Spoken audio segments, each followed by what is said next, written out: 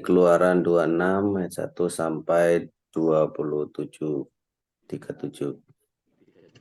Mengenai kemah suci. Kemah suci itu haruslah kau buat dari 10 tenda dari lenan halus yang dipintal benangnya dan dari kain ungu tua, kain ungu muda, dan kain kirmisi dengan ada kerupnya. Buatan ahli tenun haruslah kau buat semuanya itu. Panjang tiap-tiap tenda haruslah 28 hasta dan lebar tiap-tiap tenda 4 hasta. Segala tenda itu harus sama ukurannya. 5 dari tenda itu haruslah dirangkap menjadi satu dan yang 5 lagi juga harus dirangkap menjadi satu. Pada rangkapan yang pertama, di tepi satu tenda yang di ujung haruslah engkau membuat sosok-sosok kain ungu tua dan demikian juga di tepi satu tenda yang paling ujung pada rangkapan yang kedua. 50 sosok harus kau buat pada tenda yang satu dan 50 sosok pada tenda yang di ujung pada rangkapan yang kedua. Sehingga sosok-sosok itu tepat berhadapan satu sama lain. Dan haruslah engkau membuat 50 kaitan emas dan menyambung tenda-tenda kemah suci yang satu dengan yang lain dengan memakai kaitan itu sehingga menjadi satu. Juga haruslah engkau membuat tenda-tenda dari bulu kambing menjadi atap kemah yang menudungi kemah suci. 11 tenda harus kau buat. Panjang tiap-tiap tenda harus 30 hasta dan lebar tiap-tiap tenda 4 hasta. Yang 11 tenda itu harus sama ukurannya. 5 dari tenda itu haruslah kau sambung dengan tersendiri dan 6 dari tenda itu dengan tersendiri. Dan tenda yang keenam haruslah kau lipat 2 di sebelah depan kemah itu. Haruslah engkau membuat 50 sosok pada rangkapan yang pertama di tepi satu tenda yang di ujung dan 50 sosok di tepi satu tenda pada rangkapan yang kedua. Haruslah engkau membuat 50 kaitan tembaga dan memasukkan kaitan itu ke dalam sosok-sosok dan menyambung tenda-tenda kemah itu supaya menjadi satu. Mengenai bagian yang berjunta itu, yang berlebih pada tenda kemah itu, haruslah setengah dari tenda yang berlebih itu berjuntai di sebelah belakang kemah suci. Sehasta di sebelah sini dan sehasta di sebelah sana pada bagian yang berlebih, pada panjang tenda-tenda kemah itu haruslah berjuntai pada sisa-sisa kemah suci. Sisi-sisi kemah suci. Di sebelah sini dan di sebelah sana untuk menudunginya. Juga haruslah engkau membuat untuk kemah itu tudung dari kulit domba jantan yang berwarna merah, diwarnai merah, dan tudung dari kulit lumba-lumba di atasnya lagi. Haruslah engkau membuat untuk kemah suci papan dari kayu penaga yang berdiri tegak. 10 hasta panjangnya, satu papan dan 1,5 hasta lebarnya tiap-tiap papan. Tiap-tiap papan harus ada 2 pasaknya yang disengkang satu sama lain. Demikianlah harus kau perbuat dengan segala papan kemah suci. Haruslah engkau membuat papan-papan untuk kemah suci, 20 papan pada sebelah selatan.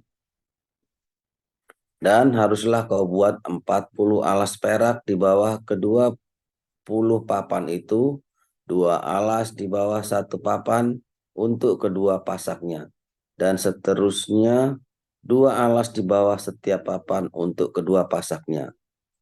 Juga untuk sisi yang kedua dari kemah suci, pada sebelah utara kau buatlah 20 papan. Dengan 40 alas peraknya 12 di bawahnya satu papan dan seterusnya 2 alas di bawah setiap papan. Untuk sisi belakang kemah suci pada sebelah barat haruslah kau buat 6 papan. 2 papan haruslah kau buat untuk sudut kemah suci di sisi belakang. Kedua papan itu haruslah kembar pasaknya di sebelah bawah dan seperti itu juga kembar pasaknya di sebelah atas, di dekat gelang yang satu itu. Demikianlah harus kedua papan itu haruslah itu merupakan kedua sudutnya. Jadi harus ada 8 papan dengan alas peraknya, 16 alas, 2 alas di bawah, 1 papan, dan seterusnya 2 alas di bawah setiap papan. Juga haruslah kau buat kayu lintang dari kayu penaga, 5 untuk papan-papan pada sisi yang satu dari kemah suci. 5 kayu lintang untuk papan-papan pada sisi yang kedua dari kemah suci.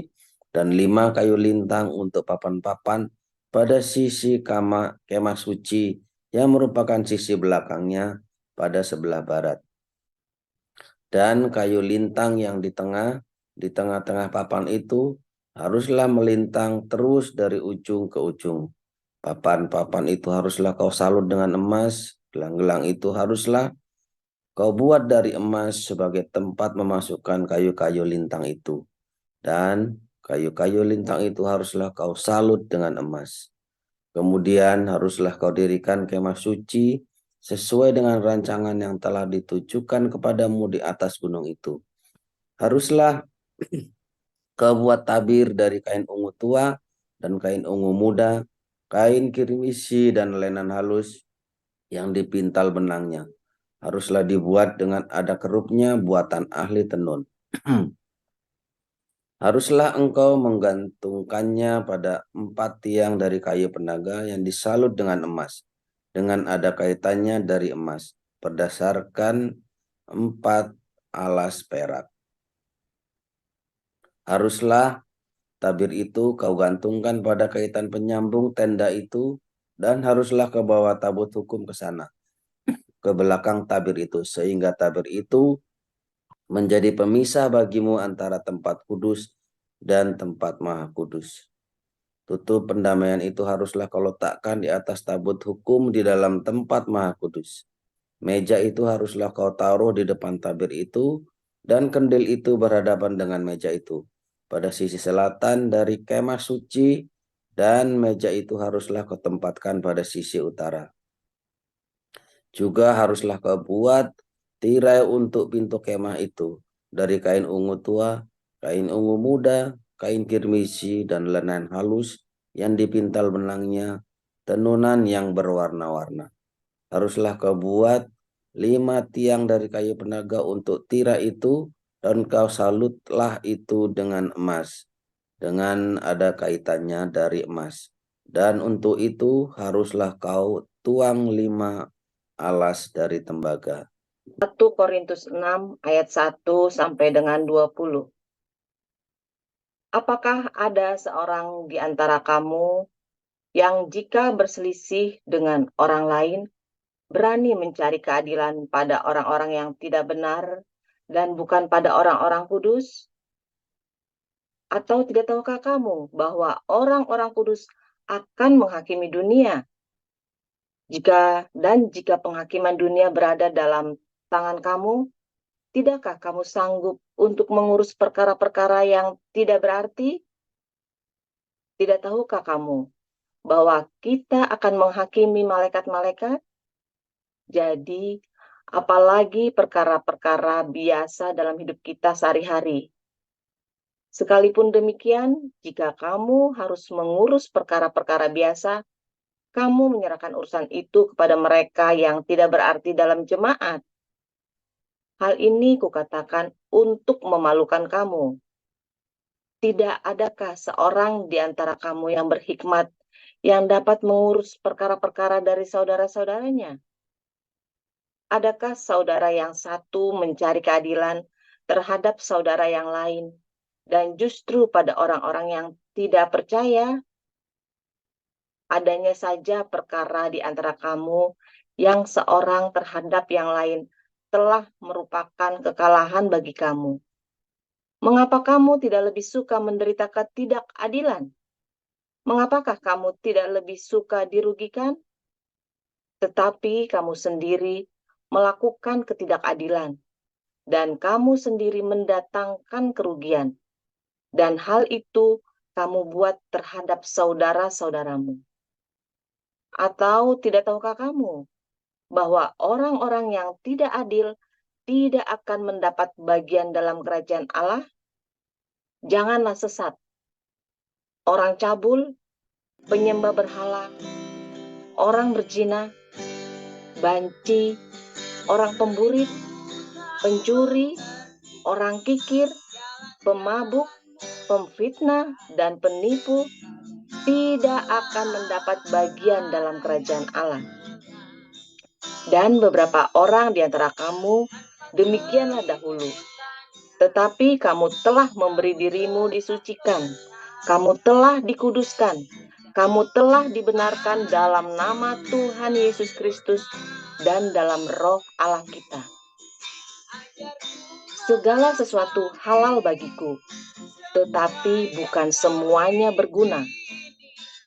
Segala sesuatu halal bagiku, tetapi aku tidak membiarkan diriku diperhamba oleh suatu apapun. Makanan adalah untuk perut, dan perut untuk makanan. Tetapi kedua-duanya akan dibinasakan Allah. Tetapi tubuh bukanlah untuk percabulan, melainkan untuk Tuhan, dan Tuhan untuk tubuh. Allah yang membangkitkan Tuhan akan membangkitkan kita juga oleh kuasa-Nya. Tidak tahukah kamu bahwa tubuhmu adalah anggota Kristus? Akan kuambilkah anggota Kristus untuk menyerahkannya kepada percabulan? Sekali-kali tidak.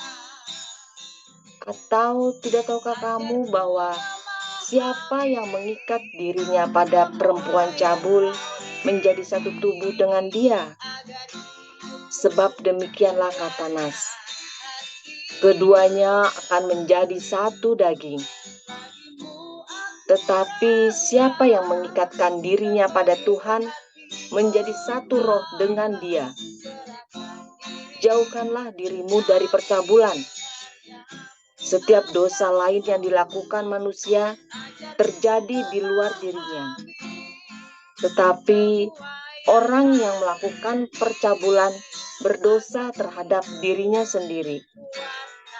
Atau tidak tahukah kamu bahwa tubuhmu adalah bait Roh Kudus yang diam di dalam kamu, Roh Kudus yang kamu peroleh dari Allah, dan bahwa kamu bukan milik kamu sendiri, sebab kamu telah dibeli dan harganya telah lunas dibayar.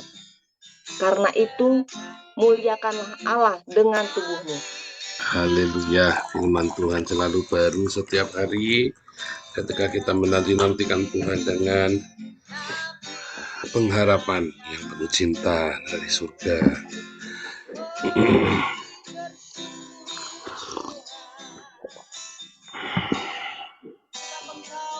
Saudara, firman Tuhan ini sudah dibaca bolak-balik 1 Korintus 6, saudara ya. Bagaimana kita harus menjaga hidup kita di dalam kekudusan, sebab tubuh kita ini adalah kemah suci, bait suci, di mana Roh Kudus berdiam di dalam kita, saudara. Entah saudara berapa banyak orang yang memahami dan sepakat, ya. Namun pada kenyataannya banyak orang melalaikan, saudara ya. Banyak orang menyepelekan bahwa hidup tubuh kita ini adalah sebuah bait suci, saudara. Wah, bait suci apa masih kere begini, bait suci gundulnya peang, pada iya salahmu sendiri kere. Ya kan, kenapa kamu kere, saudara? Ingat, kenapa saudara? Satu, ada perzinahan. Dua, kamu nggak rendah hati, saudara. Ya, orang kalau rendah hati dan ada perzinahan dalam hidupnya, pasti akan miskin puluhan tahun, saudara. Sampai karaktermu itu sembuh, saudara. Sampai kamu bertobat dari kesombonganmu, saudara. Jujur itu tidak cukup, ya. Jujur itu tidak cukup.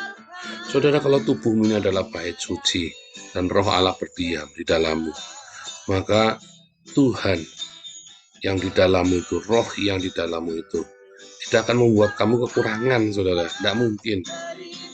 Berarti ada yang salah dengan hidupmu kalau kamu ada kekurangan, karena kamu adalah bait suci, karena kamu adalah kemah suci.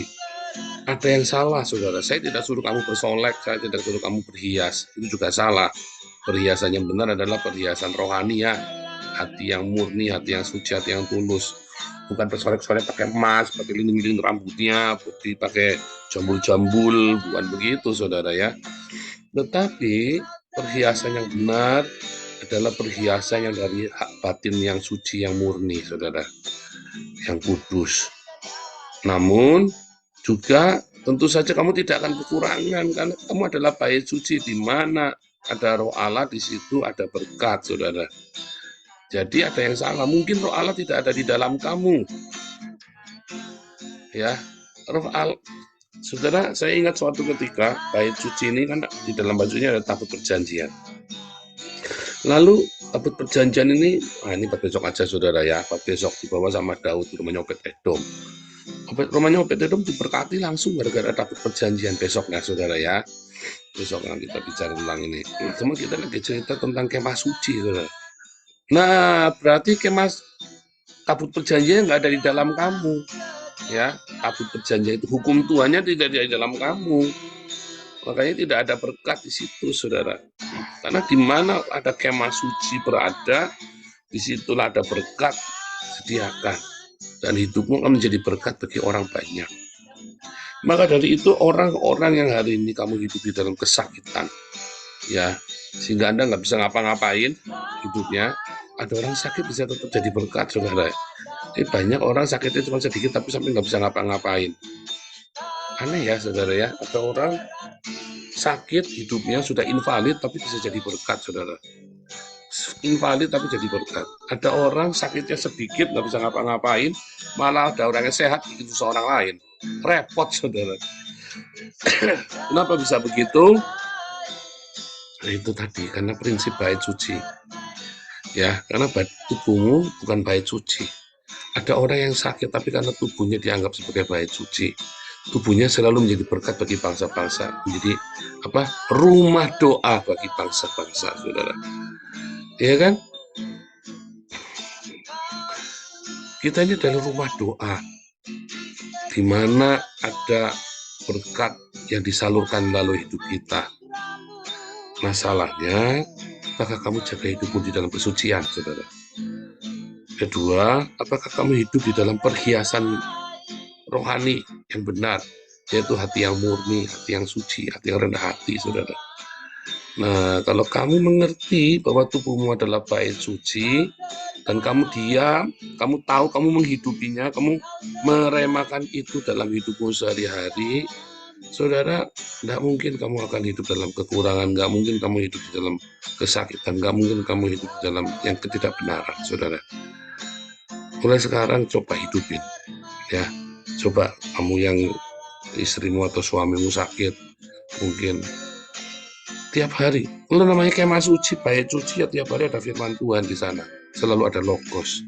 Tiap hari mulai dengarkan firman Tuhan. Saudara, waktu saya hidupnya tidak karu-karuan, saya dipulihkan karena saya mendengarkan firman Tuhan. Sudah tiap hari, saudara, nggak berhenti non-stop. Kalau perlu rumahmu itu tiap hari non-stop firman Tuhan, nyalain, saudara. Jangan dengerin orang debat. Jangan dengerin orang yang debat Yohanes Trinitas, mumet kamu nanti, saudara. Dengarkanlah buat bangun pagi itu, setelin harian itu, saudara ya. Itu kan panjang, itu Pak Tiji udah bikin itu Unpad Surgawi, ya kan? Dengarkan itu seharian, nyala sambil baca firman Tuhan, dibaca, diputar lagi, diulang lagi, terus di roll, saudara, seharian. Itu kalau ada keluargamu yang sakit, yang sudah invalid, siapa setelin firman Tuhan, saudara. Nanti ada satu logos yang tiba-tiba dia dengar nyangkul jadi rema sembuh dia. Satu logos, saudara. Orang sakit sembuh itu cuma butuh satu logos yang jadi rema. Ya, orang sakit itu mau sembuh itu cuma satu logos saja, ya, yang jadi rema dalam hidupnya dia sembuh, saudara. Bait suci adalah tempat firman Allah selalu diberitakan, didengarkan. Kamu dengarkan bait suci itu, saudara. Ya, firman Tuhan itu di bait suci hidupmu, rumah tanggamu, keluargamu.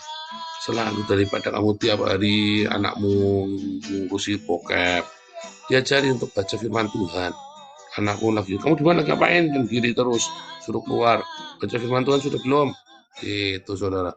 Anakku diganggu kalau lagi sendirian di kamar ngumpet. Jangan biarkan saudara.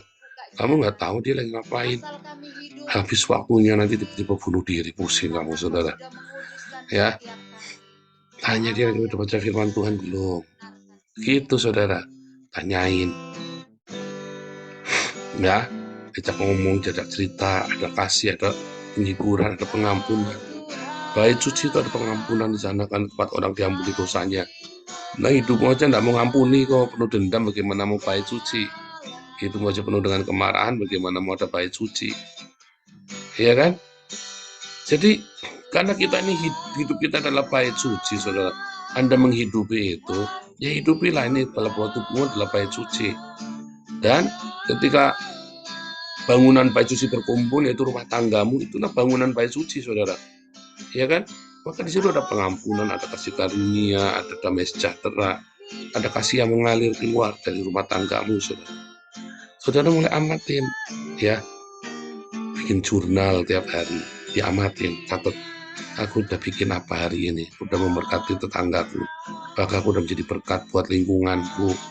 Karena kamu adalah bait suci, ya kan?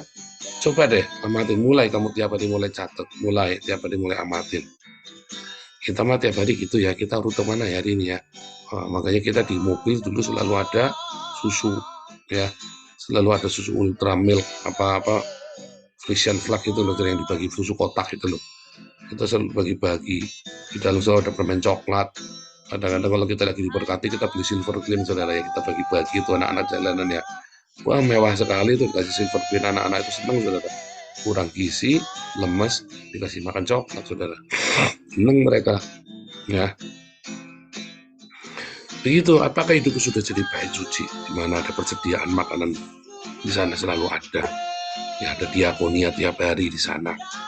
Karena hidup kita yang sebagai bait suci ini, ya, kita selalu menjaga supaya roh Allah jangan pergi dari situ.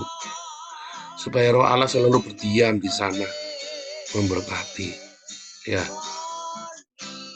Sehingga apa? Sehingga dimanapun kamu berada, mendatangkan kerajaan surga. Karena bait suci itu, ya, tempat roh Allah berada, dan bila bait suci itu dikuduskan dan roh Allah, ya, berpuasa di sana, nama Yesus ditinggikan dalam hidupmu, saudara. Akan banyak jiwa datang kepada Yesus dan banyak orang akan dimenangkan dan Anda akan hidupnya jadi berkat. Kamu lagi susah, kamu tinggal teriak Jehovah Jireh, uang datang. Kayak kami gitu, saudara, kalau kita lagi dulu itu ya, aduh, kalau kita lagi susah, kalau sekarang kita hampir nggak pernah bilang Jehovah Jireh, uang datang ya. Waktu kita benar-benar nggak punya uang, kita mah bilangnya Jehovah Jireh, uang datang, saudara. Waduh, sesuai dengan kita butuhkan, uang itu datang. Jangan ngutang, ngutang mah bukan Jehovah Jireh, uang datang, ya. Utang itu namanya apa, saudara? Pinjol, uang datang. Anda berdoanya sama pinjol, bukan sama Jehovah Jireh. Anda berdoanya sama pinjol, ya 4 kali lipat kamu modar, saudara. Berdoanya sama Jehovah Jireh nggak bakal ditagih. Berdoanya sama pinjol ditagih, mumet kamu ndak sih, saudara. Kamu bait suci tapi masih cari pinjol. Masa kamu, kadang-kadang saya juga kagak ngerti, saudara ya. Bait suci kok ngutang. Jangan, saudara ya. Jangan utang. Belajar disiplin hidupmu, saudara. Menang, ayo, bisa ya, saudara. Bilang, bisa Jehovah Jireh, Tuhan sediakan. Anda yang lagi dalam banyak sekali persalahan, Jehovah Rafa, ya, Tuhan sembuhkan. Jehovah Nisi, panji keselamatanku. Anda bilang Jehovah Shalom, karena itulah nama Tuhan disebut. Disitulah dia akan berada, dia akan menyatakan kuasanya, saudara. Ya kan? Ingat-ingat, kita adalah bait suci. Tuhan Yesus memberkati.